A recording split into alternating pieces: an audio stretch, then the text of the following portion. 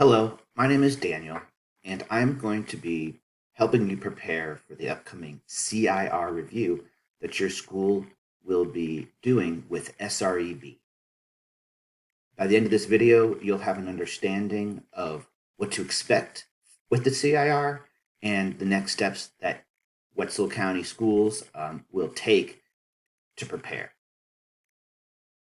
So if you're not familiar with SREB, we are an organization that's been around for almost 60 years. And for the last 30 years, we've worked with districts across the country to support education and professional development and whole school improvement. We also work in a variety of other areas, such as early childhood education, doctoral education for minority students, as well as a variety of other advocacy services. The work that we're doing is going to be around school improvement. And our core beliefs are that improvement efforts must be linked to a broader school vision. Individual teachers can improve best when there's an entire district and school vision they're working towards. And that teachers and leaders need to own their work. They need to have a sense that they have some control. The old saying that no one brings a used car to a car wash. They need to feel that they have ownership and control over the changes that they're making.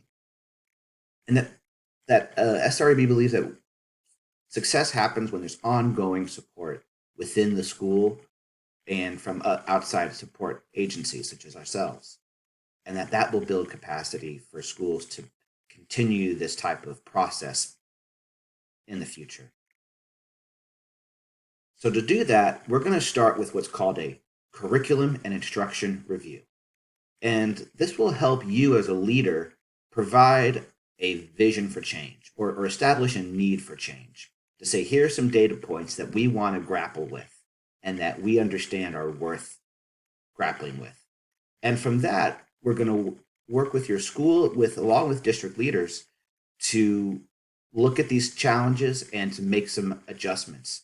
And not SREB saying, here's what you need to do differently and here's how you do it, but the faculty saying, here's what we see as a problem and here's what we feel we should do about it. And then there'll be a continuous cycle of testing changes, seeing if it's working, checking to see what the data says, and then making adjustments. And all of that will happen with ongoing support from ourselves and hopefully other folks within the district.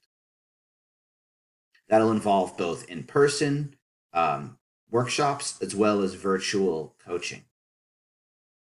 And the goal, again, is that the school has the capacity to use this process and these systems in order to continue addressing challenges that we don't even know exist yet. So the big questions are going to be, what are we doing well as a school? Where are the gaps between what we want to do and what we're actually doing? And what are the steps that we think we can take to improve? And one of the big ideas is that in order to answer these questions, it helps to have some outsiders who aren't as familiar with all the ins and outs to give a more detached, objective view. So at the top, you see Wetzel's focus here: instructional leadership and community parent engagement. That's sort of the guiding issue that your district leadership has asked us to help with. So in order to zero in on that, we're going to look at 4 focus areas. Now you see the middle one is crossed out because we usually look at career pathways, but that's something we're not going to touch on much in this visit. We would normally do a deep dive into how pathways are impacting students' development towards a career readiness goal. We can still talk about that, and I left that here so you're aware that that is something that we can dig into, but the process we're going to use is not going to dig into that as much.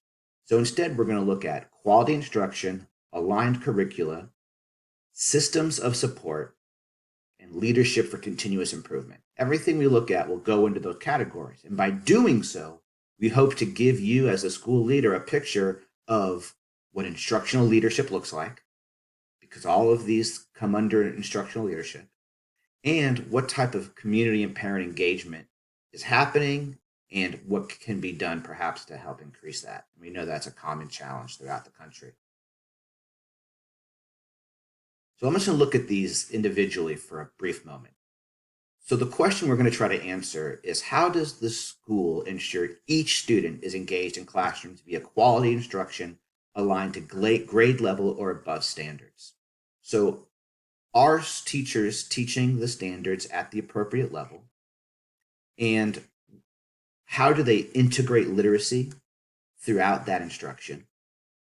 How do they balance, conceptual concepts in math as well as procedural concepts? How do they check for understanding throughout the lesson? How do they engage students through a variety of different instructional models? So we will be trying to answer all of those questions during this visit as much as we can. We're going to see is the curriculum aligned to the state standards? And do all students have access to the curriculum? Are there any roadblocks for students maybe with disabilities or with certain labels that prevents their roadblocks? And how does the school address that? And how does the school expand the curriculum so that students have a variety of learning experiences beyond just the walls of the building? We're also going to look at how the school creates systems of support. So instructional leadership, right, is not just instruction curriculum, but also helping students when they're struggling or even when they're ready to advance at a hyper speed. So what systems are in place to monitor, to identify, and to support students who might need help? And it might be in academics, but it might also be social emotional challenges, or choosing the right courses and having a career plan. That sometimes goes into career pathways, but can also involve support for students. And then the last thing we're going to look at as part of instructional leadership and community and parent engagement is a leadership for continuous improvement culture. And that's not just the principal, but teacher leaders and even parent leaders and student leadership. What processes and systems are in place to create a culture of learning for adults and students? So that involves professional learning communities, it involves professional development, and as well as parent outreach and things like that. So those are the ideas. Those are the things that we're going to be looking at and trying to help, the questions we want to help you as a leader to answer. And to do that, we're going to collect a variety of artifacts. Some of these will be collected when we come for our one-day visit, and some we're going to work with you to collect ahead of time so that we can really focus on classroom visits and interviews while we're at the school. So I'm going to talk about what we're going to collect. We're going to try to talk with people. We want to interview leader, yourself if you're the principal. We want to interview teachers, a counselor, and students. So these will be one of us or two of us speaking with either a team of teachers, the principal, the counselor, and then a focused group of students. We're going to have to look at lesson plans. Now in West Virginia, lesson plans can come in a variety of formats, and you shouldn't change anything for this.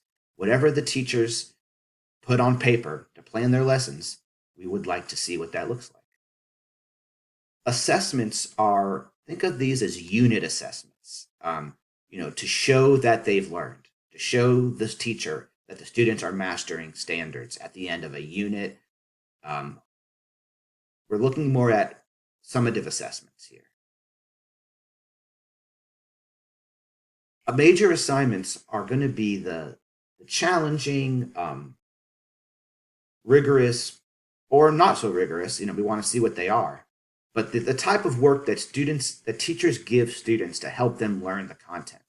What are the major, it might be a project, but if it's not a project, it might be just a classroom lesson, something that they do during instruction that helps students build knowledge, but something that they feel is significant and impactful. We want them to share some of their best work for how they teach the students in terms of what they ask students to do during the lessons.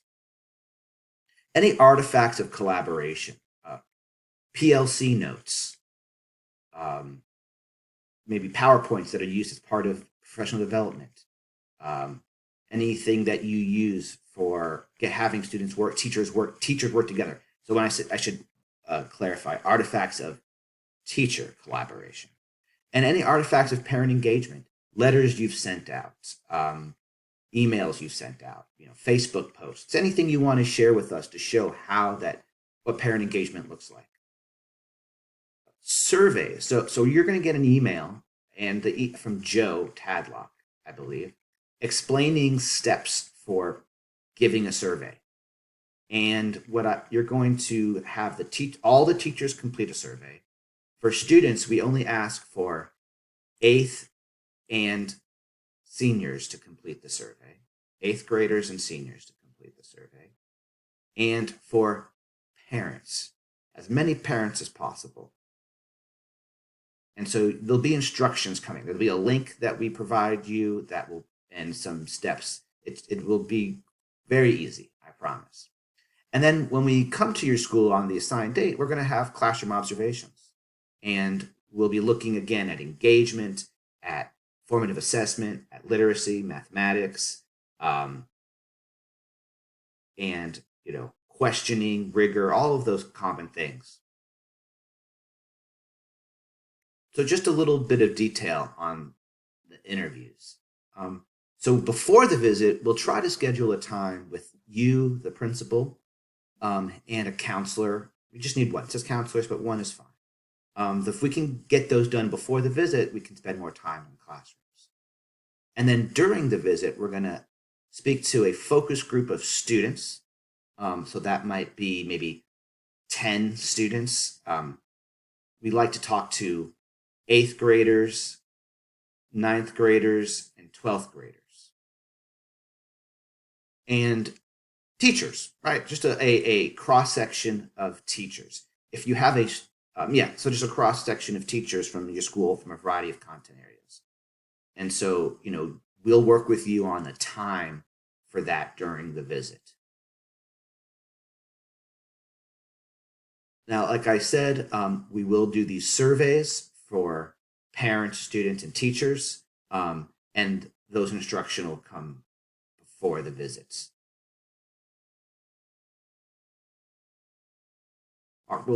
Here's some information on the classroom observations. We'll have an online form that we use, and that form will just click in and we'll provide a large sample of data for you to look at and to talk about with your teachers around these various elements.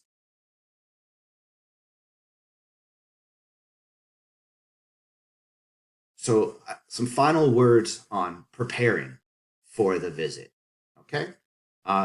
So one is have a person to be our main contact. It may be you, the listener, and we'll ask you to prepare just some school info, a map of the school, master schedule, bell schedule, so that we can, we'll be about 4 of us, 3 or 4 of us, and we'll need to identify which teachers we're going to go to, where they are, and when they're teaching.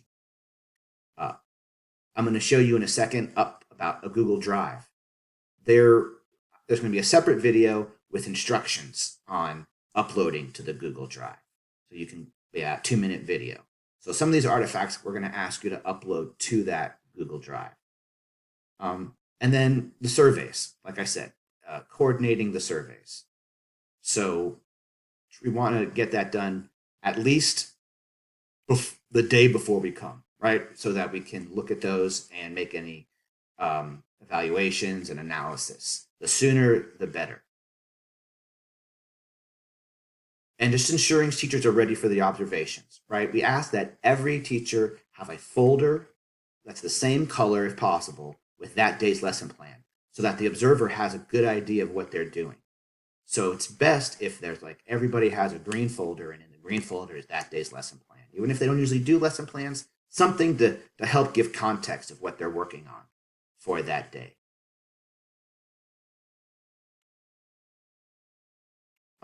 So the big sort of next step for you is to collect some of these artifacts. So there's going to be a Google Drive, and as you see here, if you click on the PowerPoint, which is also going to be sent to you, there's a video on how to upload to the Google Drive. You'll find your school, you'll find the artifact folder, and then you'll upload it. And then there's another link to those folders that you will use. So artifacts of collaboration, artifacts of parent engagement, assessments, major assignments, and lesson plans will be uploaded. So please watch the little video that is linked in this PowerPoint, and then collect these from your teachers and upload them.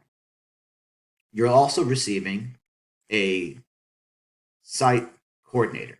And all this is a quick checklist or summary of the things that I just explained to you.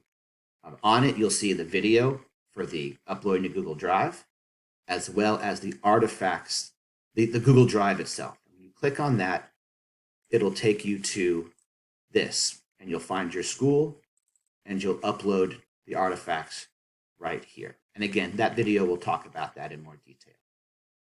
If you have any questions, please contact your SREB contact, and they will be more than happy to help you and answer any questions. Thank you very much, and we are very excited to continue working with Wetzel County.